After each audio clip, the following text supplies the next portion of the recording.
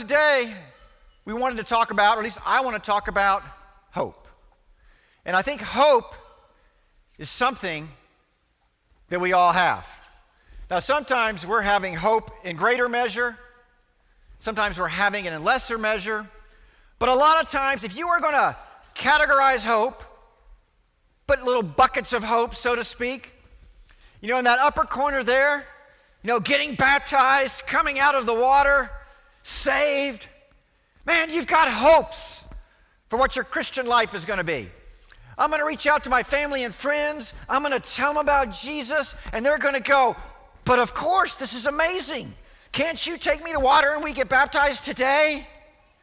And you have hopes of how you're going to change and grow and be transformed.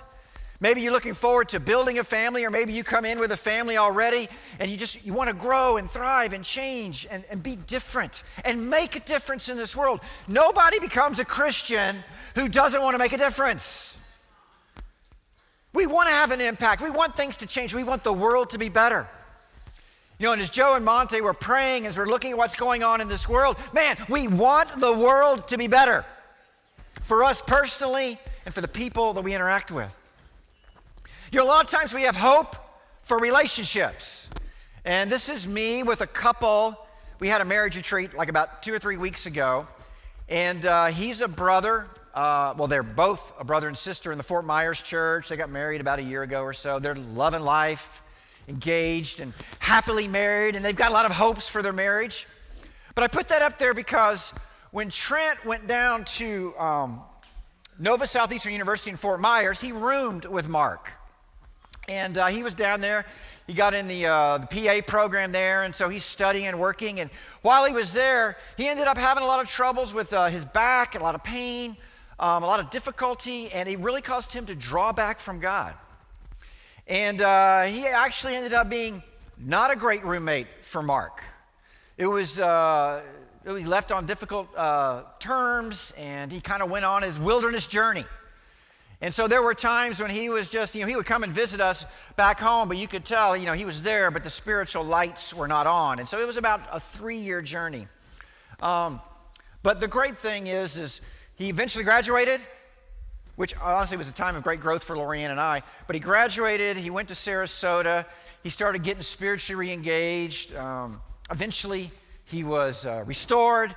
And of course, now he's doing great out there in Colorado. But I say all that to say, when I'm talking to Mark, I appreciate Mark's friendship to Trent despite Trent's difficultness.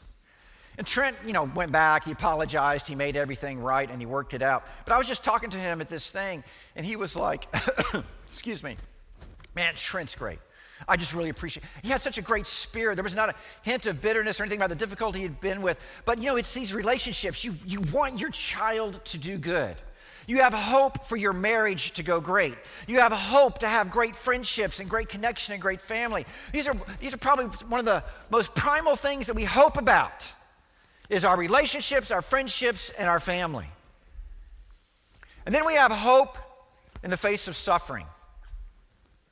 And I'm sure many of you, all of us will go through suffering at some level. Probably all of us have been through different levels of suffering already.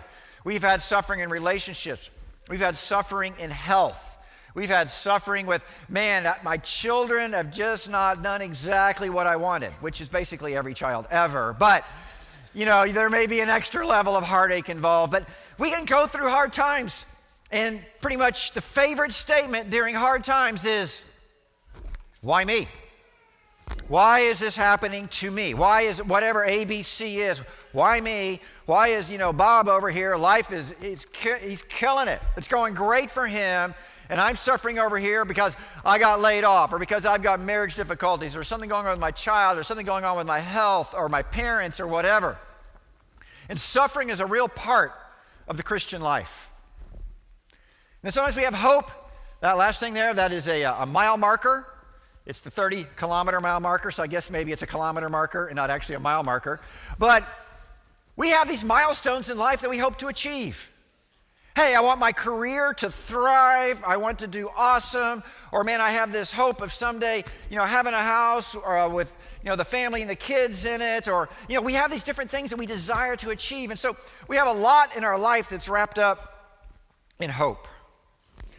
And a proverb that we see is, delayed hope makes the heart sick, but fulfilled desire is a tree of life. We're waiting on that.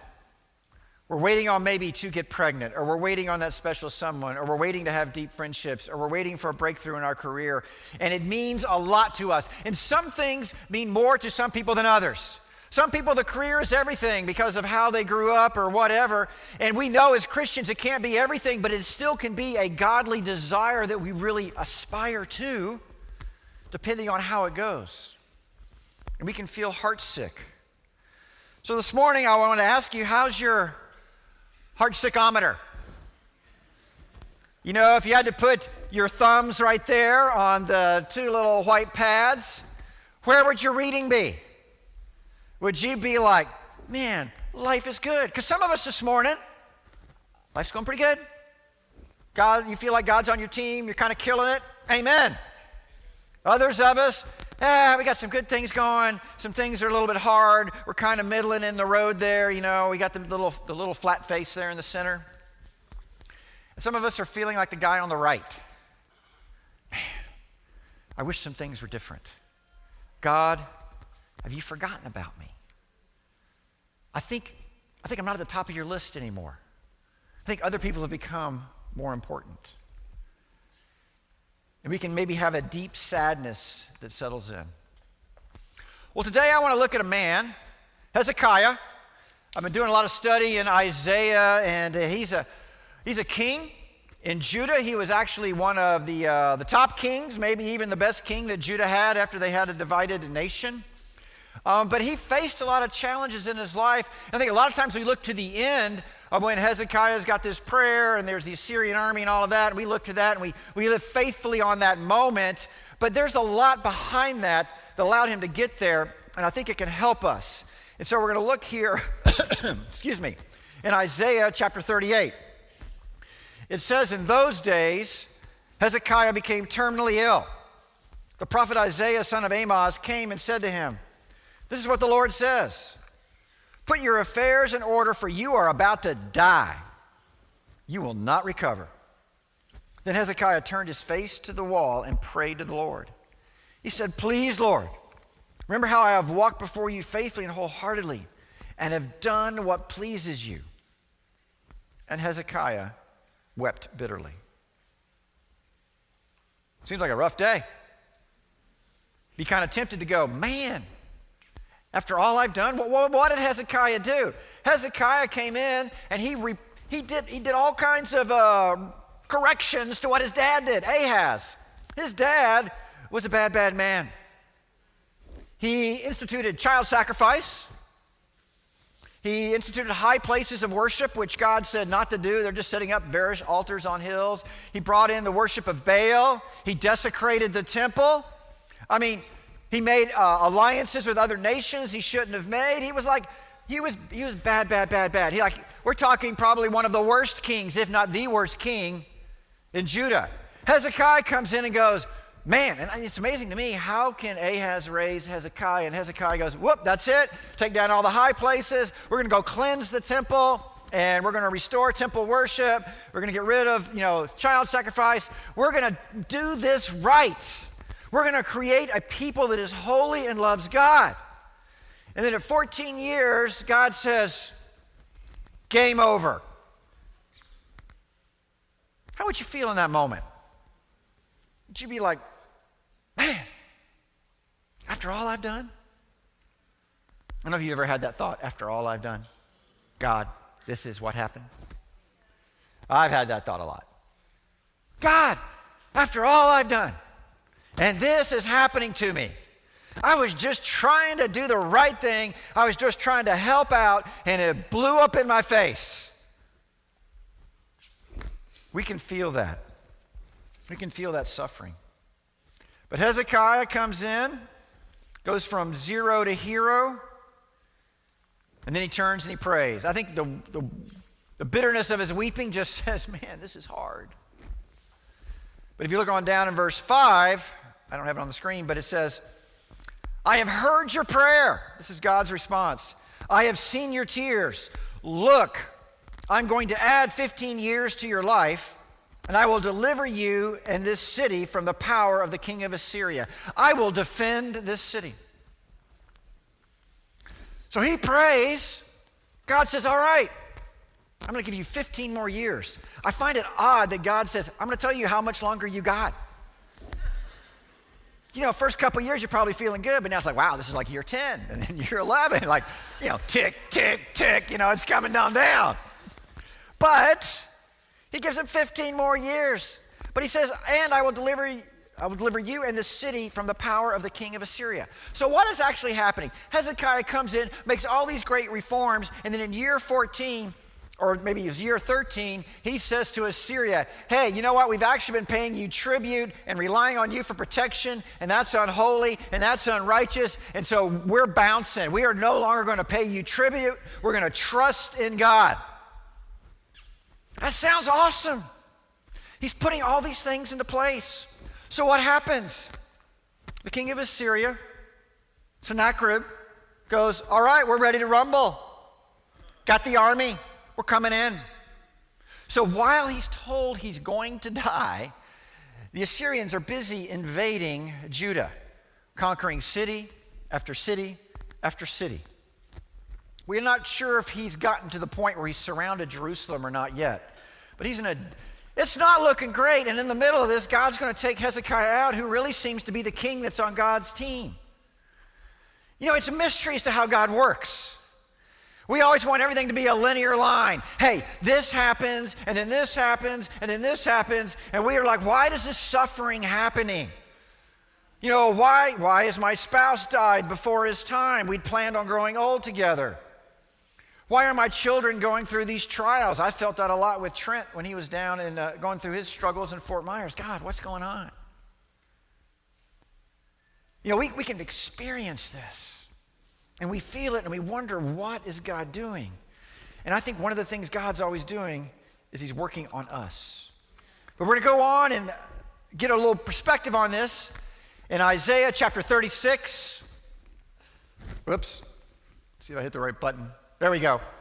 You can turn in your Bibles or your electronic devices or whatever. I guess most everybody powers up these days. Maybe somebody's old school with a paper Bible out there. I heard a whoop over here. Yes, the proud paper people. They're like, what is the matter? There we go, holding them up, yeah. This is righteousness. Oh, thank you. Paper Bibles. I agree with you, but honestly, it's just not as convenient. I'm sorry. What can I say? I'm an inconsistent person. All right. In Isaiah 36, verse 1, it says, in the 14th year of King Hezekiah, Sennacherib, king of Assyria, attacked all the fortified cities of Judah and captured them. Then the king of Assyria sent Rabshakeh, along with a massive army, from Lachish to King Hezekiah at Jerusalem. The Assyrians stood near the conduit of the upper pool by the road to the fuller's field. Eliakim, son of Hilkiah, who was in charge of the palace, Shebna, the court secretary, and Joah, son of Asaph, the court historian, came out to him. The Rabshakeh said to them, tell Hezekiah, the great king, the king of Assyria, says this, what are you relying on? I say that your strategy and military preparedness are mere words. What are you now relying on that you've rebelled against me? Look, you are trusting in Egypt, that splintered reed of a staff that will enter and pierce the hand of anyone who leans on it? This is how the Pharaoh, king of Egypt, is to all who trust in him.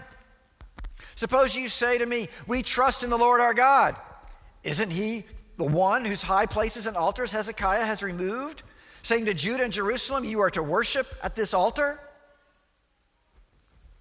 You know, this is what they wake up to right here. On all sides, they're surrounded. This was an army of 185,000. Anybody out here use ChatGPT? Yeah, there's a few of you. That's it. It's coming. It's coming. You better figure it out. But anyway, I got on there. I'm like, what was a big army in the first or the 10th century BC or 7th century, whatever this is.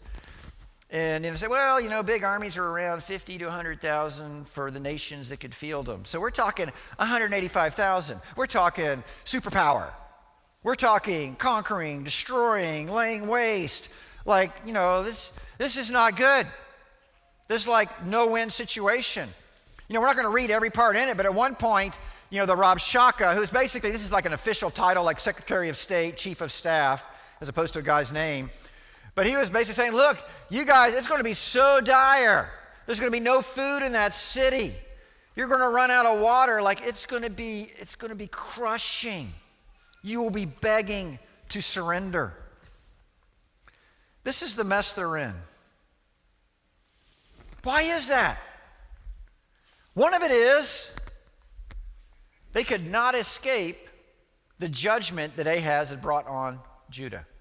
Because Ahaz was a very bad man, but a lot of the Jews went along with the very bad man. And they were out worshiping at the high places, which the Rabshakeh shows he doesn't even know about God because he doesn't know that the high places are bad. But the Israelites wandered astray too. God has brought judgment on them. It's also Satan. Satan's like, man, let me get you. Let me discourage you. Let me take you out. Let me destroy the temple worship. And Hezekiah, he's referencing here an alliance with Egypt. He was kind of cracking under the pressure. He'd made an alliance with Egypt. Hey, Egypt, can you come bail us out instead of relying on God? For a while there, once this started happening, he tried to pay off and bribe Assyria. Hey, stop it. Okay, sorry. And that didn't work. And so God is coming in, and I think if you were Hezekiah, you could go, oh, it's all my fault. What a loser I am. Super loser. I was so stupid. Why did I seek aid from from Egypt? Why did I try to bribe off Assyria? Why did I even break this original contract we had? It wasn't the best thing, but it wasn't the worst thing. Have you been there? It's all my fault. I'm more of a it's all my fault kind of guy. What did I do? Man, what a knucklehead I am. I can't believe that. Of course, some people are like, not my fault. I can't help it if I had an evil father. I can't help it if I'm being attacked by an evil nation. Look, all I'm trying to do to God is the right thing here, and now my country's getting destroyed. And I've got all these cities out here that have already been conquered. People are now in suffering. What's going on here?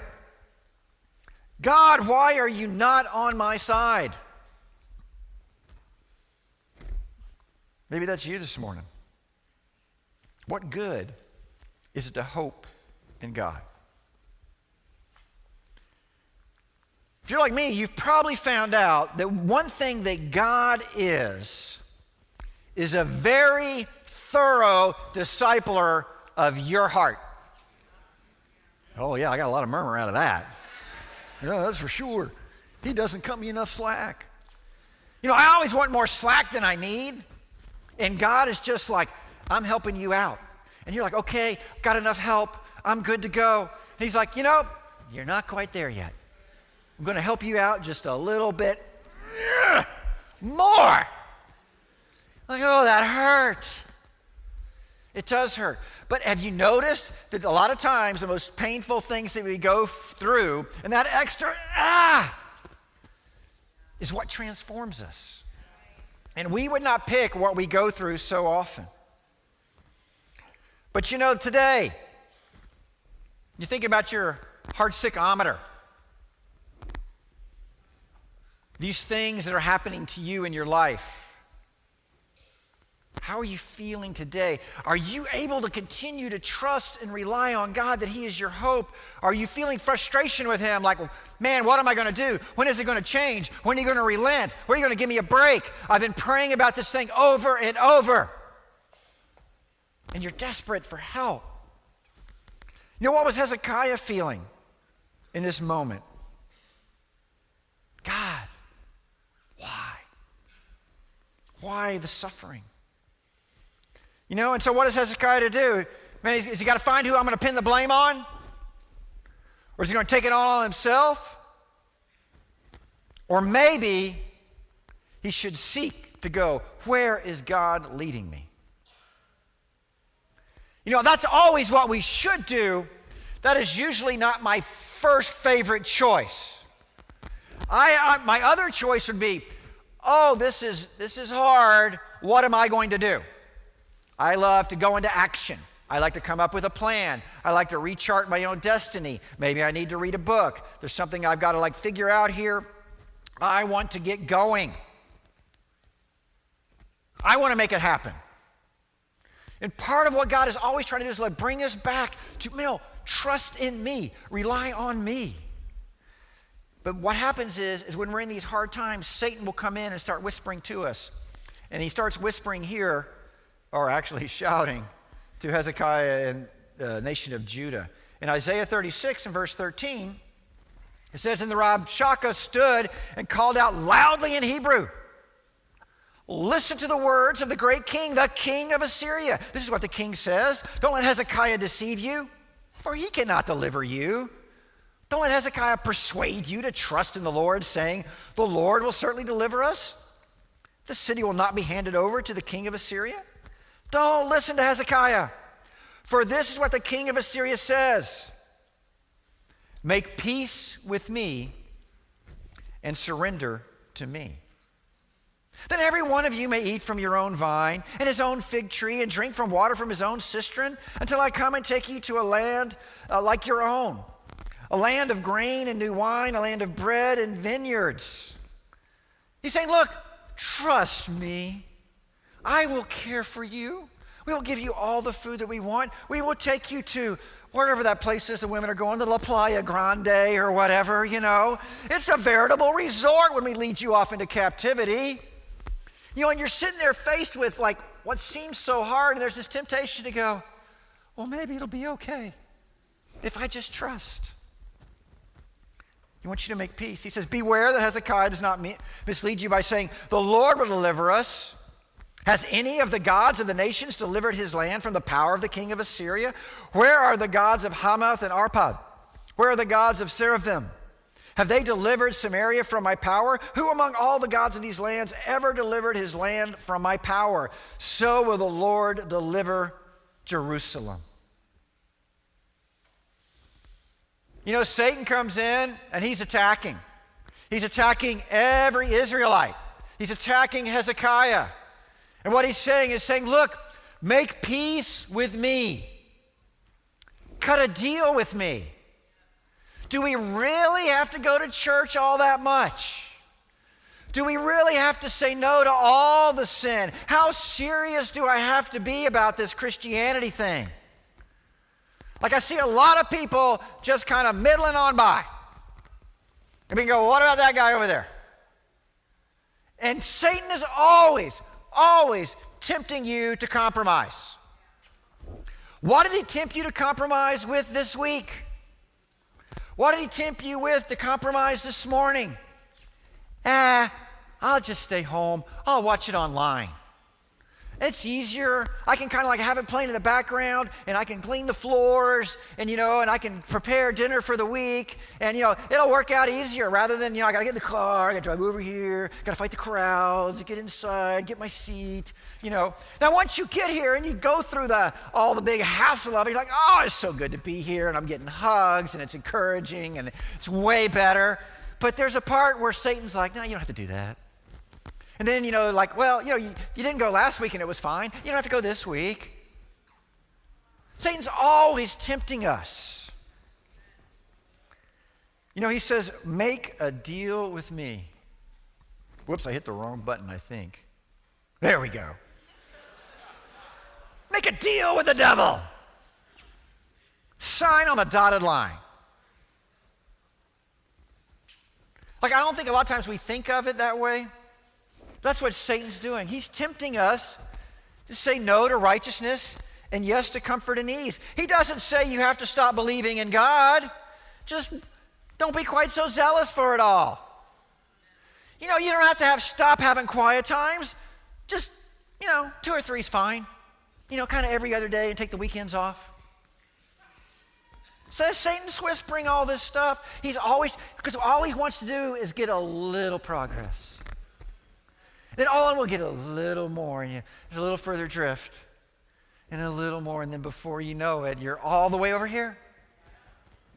It's not a good spot, and you're like, those guys at church are always hassling me. What a big hasslerometer that was. If you had a hasslerometer, then that would be peg instead of the heart sickometer. I use hassleometer a lot in Tampa. But Satan tempts us, hey, it's somebody else's fault. It's not my fault. Man, this brother or sister can be a hassle. Hey, it's my boss. He's really driving down on me. Hey, my financial situation. The church should be doing this or that and having another program or whatever. But basically what Satan is saying, look, I would really love for you to be selfish. Do you just give in to a little selfishness? A little selfishness will do you good.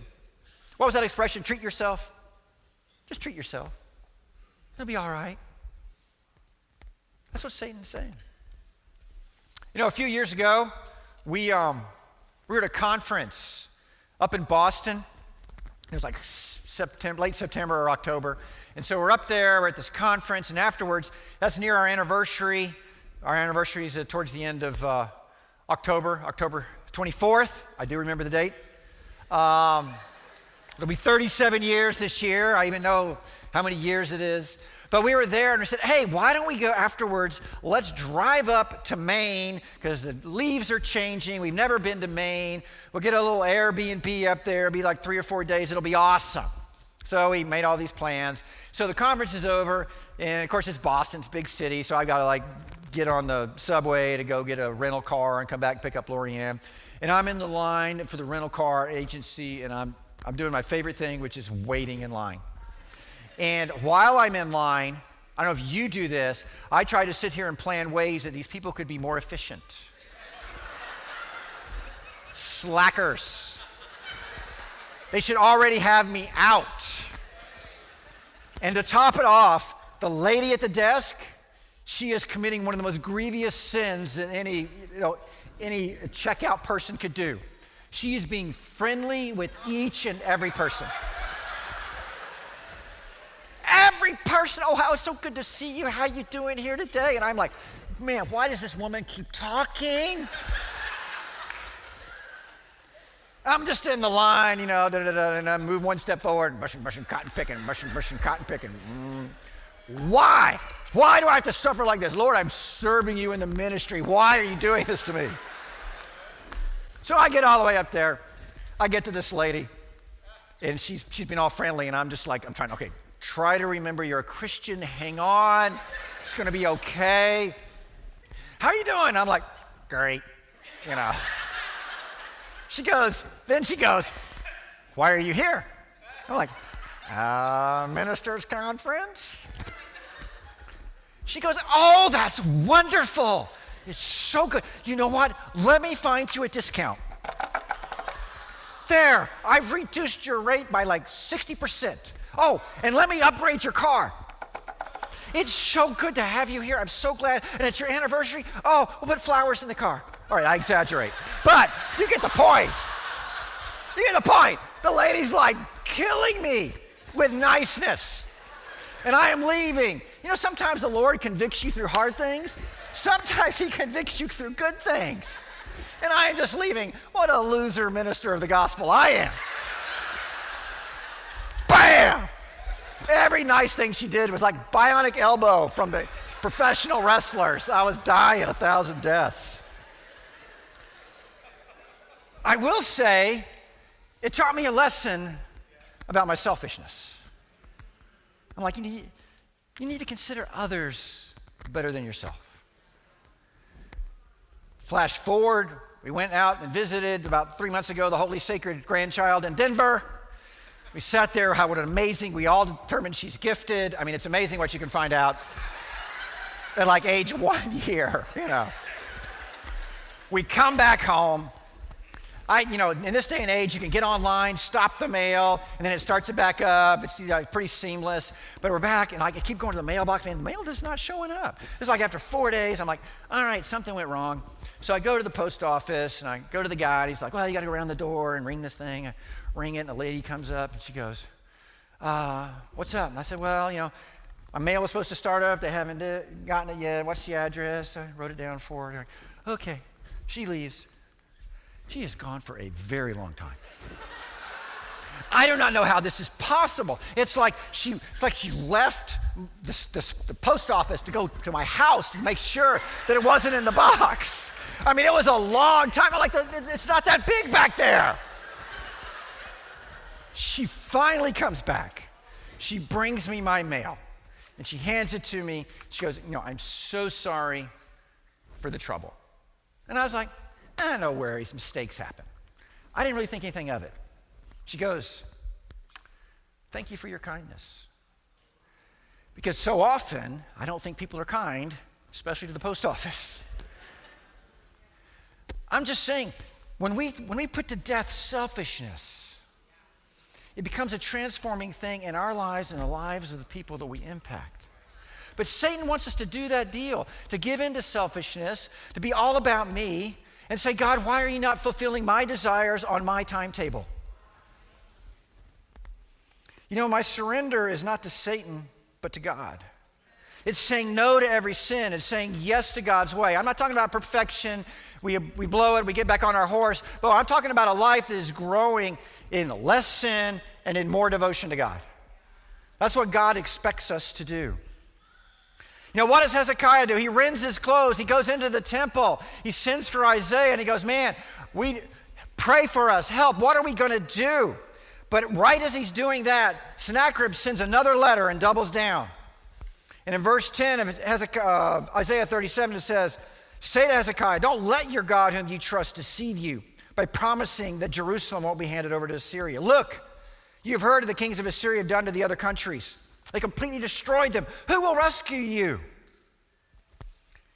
And then going on down, verse 14, it says, Hezekiah took the letter from the messengers, read it, and then went up to the Lord's temple and spread it out before the Lord. Then Hezekiah prayed to the Lord. Lord of hosts, God of Israel, who is enthroned above the cherubim, you are God. You alone of all the kingdoms of the earth. You made the heavens and the earth. Listen closely, Lord, and hear. Open your eyes, Lord, and see. Hear all the words that Sennacherib has sent to mock the living God. Lord, it is true that the kings of Assyria have devastated all these countries and their lands. They have thrown their gods into the fire, for they were not gods, but made by human hands, wood and stone, so they have destroyed them. Now, Lord, our God, save us from his power, so that all the kingdoms of the earth may know that you are the Lord, you alone. Hezekiah is concerned for God's honor. He would not mind as a byproduct them being saved. But even that is a testimony to God. He is offended by what Sennacherib has said. That he is offended the true God. Why? Because we can have the desire for our hopes. But really what our desire needs to be is for God. God, what do you want? How can I fulfill your mission for me in my life? What is it you want me to do today? Who do you want me to interact with? How do you want to help? God, please use your Holy Spirit to lead me each and every day, to love and serve and be with you and to care for you. How can I do that? What can I be? Our proverb, back to our proverb here, well, I'll read it to you, was having a heart sickness. Are you able to overcome the heart sickness? This proverb is talking about our dreams, but ultimately our desires are satisfied only in God. At this point, Hezekiah's heart is saying, God, vindicate yourself. God, save the world so that the world can see you as the true God, not one of these fake gods that gets thrown into the fire and gets burned up, but the true, the living and holy God. This desire is for God. Hezekiah took it all to God. He took the fear and the pain and the victories and the defeats, the culmination of his life to this point. And he took his desire for God's glory in prayer to God. In verse 37 of Isaiah, 21 of Isaiah 37, it says, the son of Amoz sent a message to Hezekiah. The Lord, the God of Israel says, because you prayed to me about Sennacherib, king of Assyria, Assyria. This is that the word has spoken. This is the word that the Lord has spoken against him. And it goes on to say, Assyria's toast. That's the rough translation. The angel of the Lord goes and destroys 185,000 Assyrians. Ultimately, Sennacherib is killed by his own kids when he goes back home. But because you prayed.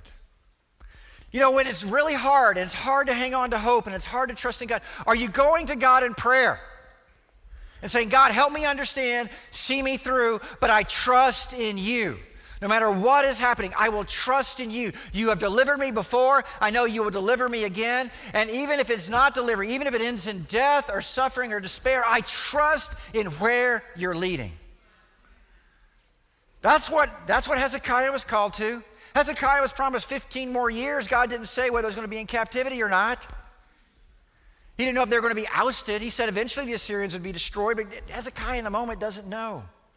The source of our healing is God. Look, I'm not discounting talks with friends. I'm not talking about prayer and studying your Bible. All of that is true and powerful. But the source of our healing is God. God is that supernatural change agent. We are calling on the supernatural to transform our lives, to give us strength and courage and conviction, or to change our situation. But life as a Christian is a supernatural experience. Don't let the world convince you that it's a natural thing. That's what the world misses so much, is that we are part of a supernatural world, and our soul and our spirit is an eternal existence, and there's a supernatural thing that's going on. I believe that's one of the biggest causes of suffering in the world, and like relationships and marriage, is because marriage has become so cheap, sex is so easy, and yet there is a supernatural thing that happens in that situation, and it's led to so much destruction because people don't recognize that and the power that's behind it and the heartache that causes. But we are in a supernatural existence with a supernatural God.